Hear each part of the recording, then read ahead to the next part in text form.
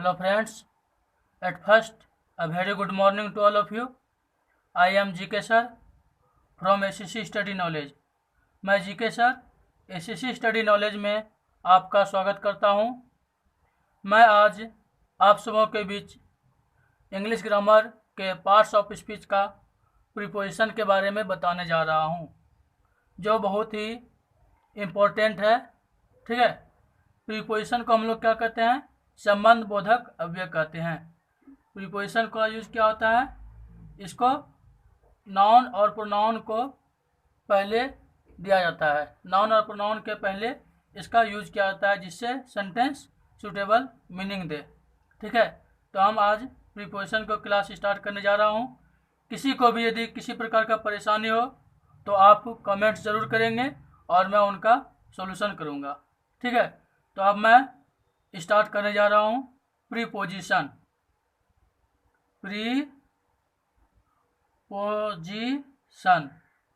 ठीक है, प्रीपोजिशन। ये प्रीपोजिशन जो है दो वर्ड से मिलकर बना है। कितना वर्ड से? दो वर्ड से। ये प्री मीन्स क्या होता है? बिफोर। प्री मीन्स क्या होता है? बिफोर। और पोजिशन मीन्स क्या होता है? प्लेस। ठीक है, प्री यानी बिफोर, पोजिशन यानी प्लेस। बिफोर को हिंदी में क्या कहेंगे हम लोग? पहले। और प्लेस यानी स्थान। ठीक है, प्लेस यानी स्थान, यानी जो नाउन के पहले आता हो उसे क्या कहेंगे हम लोग? नाउन या प्रोनाउन के पहले आता हो उसे हम क्या कहेंगे? प्रीपोजिशन कहेंगे। ठीक है, इसको क्या लिखेंगे? The word which comes before noun और pronoun to establish its relation with other words of a sentence is called preposition. क्या लिखेंगे हम लोग इसका definitions? The word which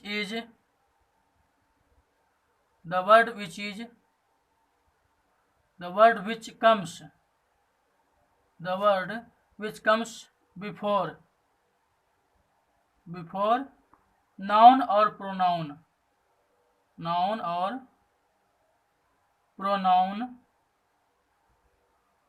to establish its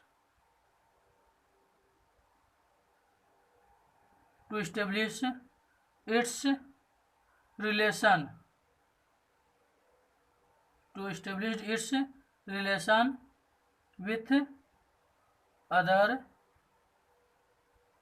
with other words of a sentence is called preposition. The word which comes before noun or pronoun to establish its relation with other words of a sentence is called preposition. इसे हम हिंदी में क्या लिखेंगे? वह शब्द जो संज्ञा या सर्वनाम के पहले आकर उसका संबंध वाक्य के अन्य शब्दों के साथ स्थापित करता है, उसे क्या कहेंगे हम लोग? संबंध बोधक अव्यय। प्रीपोजिशन को हिंदी में क्या कहते हैं? संबंध बोधक अव्यय। संबंध बोधक अव्यय ये क्या कहता है? संबंध का बोध कराता है। ठीक है, संबंध को जोड़ता है। ठीक है, और ये क्या होता है? नाउन और प्रोनाउन के पहले आता है। इसको हिंदी में क्या लिखेंगे हम लोग? वह शब्द जो संज्ञा या सर्वनाम के पहले आकर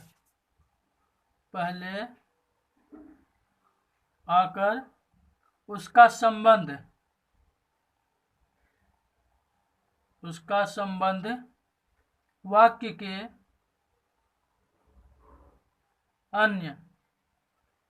वाक्य के अन्य शब्दों से स्थापित करता है उसे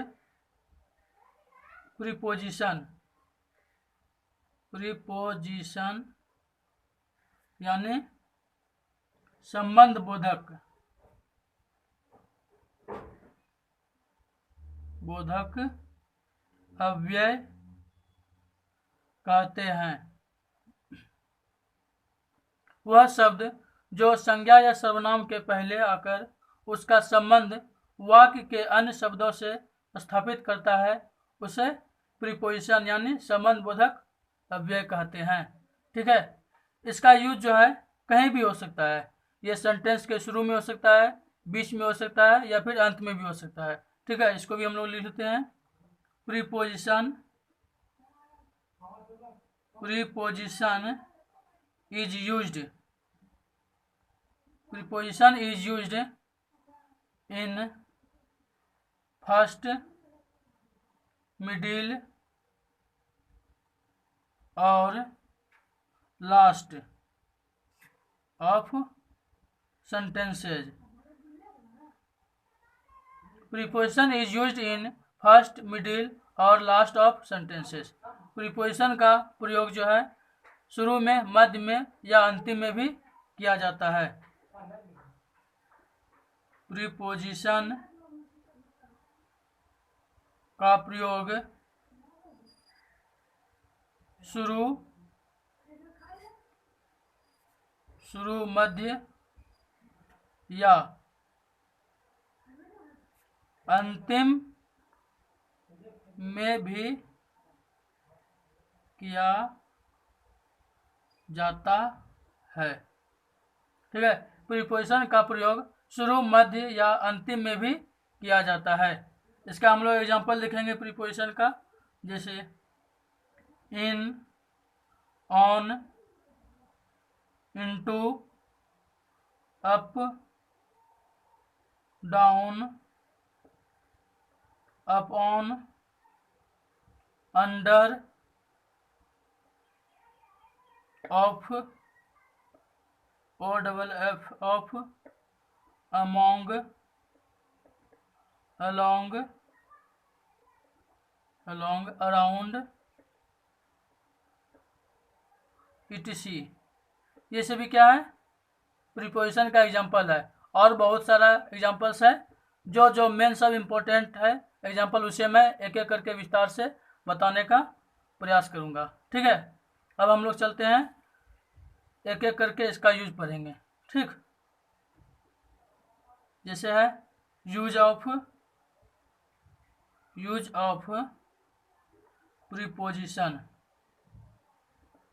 प्रीपोजिशन। अब हम लोग एक एक करके प्रीपोजिशन का यूज पढ़ेंगे, जो ज़्यादा क्या है इम्पोर्टेंस और एग्जाम में पूछे जाते हैं। ठीक है, तो पहला लेते हैं हम, जैसे क्या है एट। क्या लेते हैं हम पहला, एट। ठीक है, एट का हिंदी क्या होता है, में या पर, में या पर। ठीक है, एट का हिंदी क्या होता है, में या पर होता है। इसका हम लोग प्रयोग देखेंगे। देखिए, इट इज यूज्ड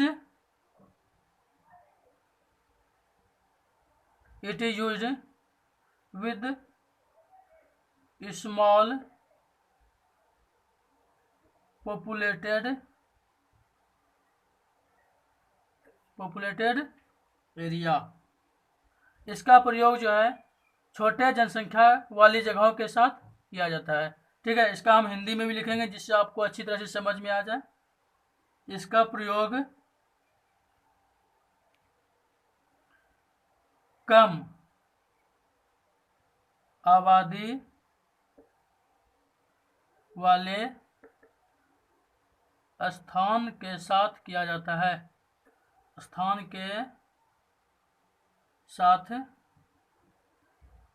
किया जाता है। ठीक है, जैसे इसका एग्जांपल है, I live at Manoharpur. I live at Manoharpur. मैं मनोहरपुर में रहता। ये मनोहरपुर क्या है, एक छोटा सा प्लेस है। ठीक है, जो क्या है इसका जनसंख्या है, इसके लिए हम लोग क्या करेंगे, एट का यूज करेंगे। ठीक है, दूसरा हम लोग क्या लिख सकते हैं, he lives at Mukherjee Nagar.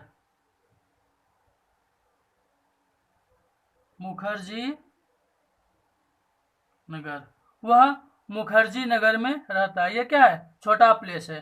छोटा प्लेस के नाम के साथ हम लोग क्या करते हैं? एट का यूज करते हैं। ठीक है, ये हम लोग पहला यूज देखें।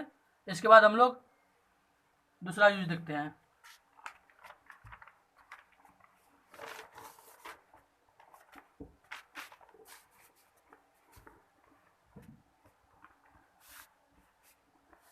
देखिए, it is used with numeral और बिफोर टाइम। इसका यूज जो है हम लोग कहाँ करते हैं? न्यूमेरल टाइम के साथ करते हैं, यानी समय के पहले हम लोग इसका यूज करते हैं।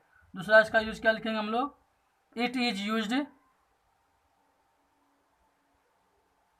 It is used before time. इसका यूज हम लोग कहाँ करते हैं? टाइम के साथ करते हैं। ठीक है, क्या करते हैं? टाइम के साथ करते हैं। इसका हिंदी क्या होगा? इसका प्रयोग समय दिखाने वाले शब्दों के साथ किया जाता है, किया जाता है। जैसे इसका क्या होगा example? Mohan get at 6 o'clock in the morning. क्या होगा इसका example? Mohan get up, Mohan get up at 6 o'clock in the 6 o'clock in the morning. Mohan सुबह 6 बजे जगता है। तो यहाँ क्या है? टाइम है। ये टाइम को दिखाने के लिए हम लोग किसका यूज करते हैं? एट प्रीपोजिशन का यूज करते हैं। इसके बाद हम लोग देखेंगे इसका तीसरा यूज। ठीक है, तीसरा क्या है? It is also used, it is also used, it is also used with time, it is also used with time denoting words. इसका प्रयोग टाइम डिनोटिंग वर्ड्स के साथ भी यूज किया जाता है। ठीक ना? It is used with, it is used with time, time denoting words. इसका प्रयोग, इसका प्रयोग समय सूचक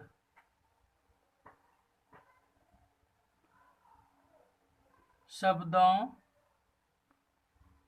के साथ भी किया जाता है, किया जाता है।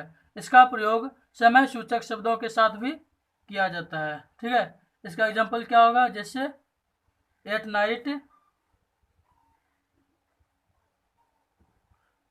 Eight evening, at afternoon, at dawn, at dusk, etc। ये सभी के साथ क्या किया जाता है? प्रयोग किया जाता है। ठीक है, एट का प्रयोग किया जाता है। अब हम लोग देखेंगे इसका चौथा use. It is use to show cost rate and speed rate. इसका प्रयोग कहाँ करते हैं हम लोग? कीमत, दर या चाल की दर को बताने के लिए यूज किया जाता है। ठीक है, इसका क्या लिखेंगे? It is used, it is used to show rate, rate, speed rate and cost. ठीक है, इसका प्रयोग कीमत, दर या दर, चाल की दर को दिखाने के लिए किया जाता है। इसको हिंदी में क्या लिखेंगे? इसका प्रयोग दर, चाल की दर या कीमत, या कीमत को बताने के लिए किया जाता है। ठीक है, इसका प्रयोग दर, चाल की दर या कीमत को बताने के लिए किया जाता है। इसका एग्जाम्पल क्या होगा, जैसे milk is sold here at ₹40 per litre. यहाँ दूध 40 रुपये पर लीटर बेचे जाते हैं। ठीक है, तो इसके साथ क्या होगा, ₹8.40। ठीक है, ये क्या है, दर को शो कर रहा है। जिससे क्या होगा, milk is sold here at ₹40 per litre. ठीक है, 40 पर लीटर के हिसाब से दूध यहाँ बेची जाती है। यहाँ क्या दिखा रहा है, दर को शो कर रहा है। ठीक है, उसके बाद क्या लिख सकते हैं हम, इसका दूसरा example, the book cost at ₹50। The book cost at ₹50। यह बुक का कॉस्ट कितना है, ₹50 है। इसके बाद हम और क्या लिख सकते हैं, the train runs at 80 kilometre per hour. ठीक है, the train runs at 80 kilometre per hour. यहाँ पर क्या हो रहा है, हमें स्पीड का रेट को शो कर रहा है। ठीक है, इसके साथ हम लोग क्या लगा रहे हैं, एट का प्रयोग कर रहे हैं। ठीक है, इसके बाद इसका 5वां यूज देखेंगे हम लोग। इसका यूज हम लोग एज और स्टेज को शो करने के लिए भी यूज करते हैं। ठीक ना, इसका प्रयोग क्या करते हैं, उम्र या अवस्था को दिखाने के लिए भी किया जाता है। तो क्या लिखेंगे हम, it is used to show age and stage. इसको हिंदी में क्या लिखेंगे, इसका प्रयोग उम्र या अवस्था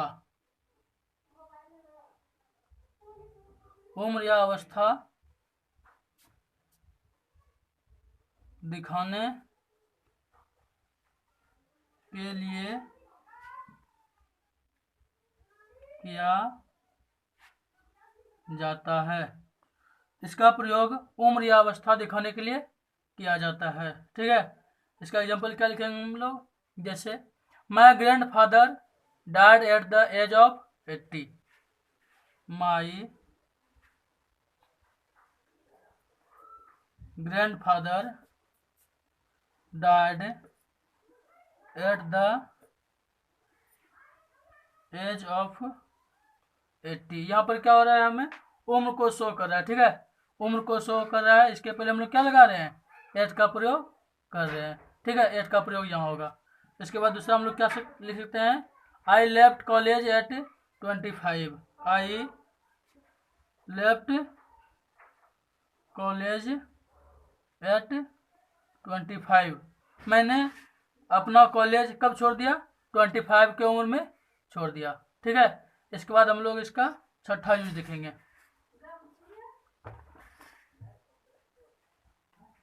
6ठा use, it is used to show temporary work. इसका हम लोग कहाँ यूज करते हैं, टेम्प्रोरी काम के लिए भी यूज करते हैं। ठीक ना, क्या लिखेंगे, it is used to show temporary work.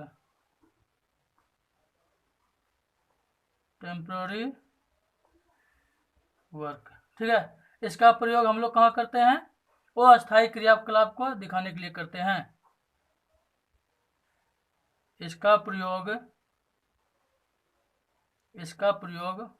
अस्थायी, टेम्प्रोरी यानी अस्थायी क्रियाकलाप को दिखाने के लिए किया जाता है। ठीक है, इसका प्रयोग अस्थायी क्रियाकलाप को दिखाने के लिए किया जाता है। इसका एग्जाम्पल क्या होगा, जैसे आई एम एट वर्क, मैं अभी कहाँ हूँ, काम पर हूँ। I am at work. ये क्या कर रहा है, प्रेजेंट स्थिति को शो कर रहा है, ठीक ना, प्रेजेंट एक्शन को शो कर रहा है। आई एम एट वर्क, मैं कहाँ हूँ, अभी काम पर हूँ। इसका दूसरा एग्जांपल क्या सकते हैं, शी इज एट प्ले, वह अभी खेल पर है, ठीक ना, वह अभी खेल पर है या खेल में है, ठीक ना। शी इज एट प्ले, यहाँ पर क्या कर रहे हैं हम लोग, एट का यूज कर रहे हैं, ठीक है, ये क्या है, preposition.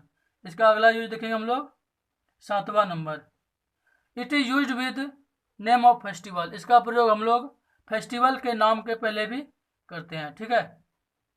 It is used with name of festival. इसका प्रयोग हम लोग फेस्टिवल के नाम के साथ भी करते हैं। इसका प्रयोग पर्व या त्योहार के नाम के साथ करते हैं। इसका प्रयोग पर्व या त्योहार के नाम के साथ किया जाता है, ठीक है। इसका एग्जांपल क्या लिख सकते हैं हम लोग, जैसे I will go home at Diwali, I will go home at Diwali, मैं दिवाली में घर जाऊंगा, ठीक है। तो यहाँ क्या है, फेस्टिवल के नाम के पहले हम लोग क्या लगा रहे हैं, एट प्रीपोजिशन लगा रहे हैं, ठीक है। इसका दूसरा हम लोग क्या लिख सकते हैं, जैसे I can't go at Holi, मैं होली में नहीं जा सकता हूँ, ठीक है। क्या कर रहे हैं हम लोग, फेस्टिवल के पहले एट का यूज कर रहे हैं, ठीक है। इसके बाद हम लोग 8वां यूज देखेंगे इसका। इसका 8वां यूज क्या है, it is use with particular places. इसका यूज पार्टिकुलर प्लेसेस के साथ भी किया जाता है, जैसे it is used with particular places,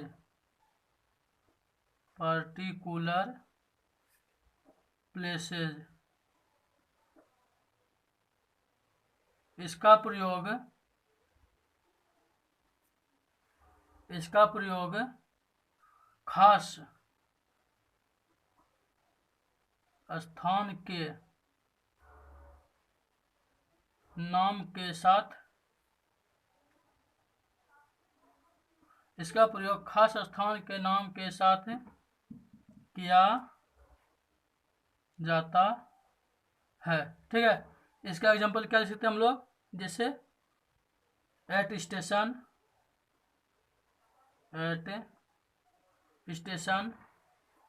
at school, ठीक है। ये कोई खास जगह को शो कर रहा है, इसलिए हम लोग क्या करेंगे, इसके पहले एट का प्रयोग करेंगे, ठीक है।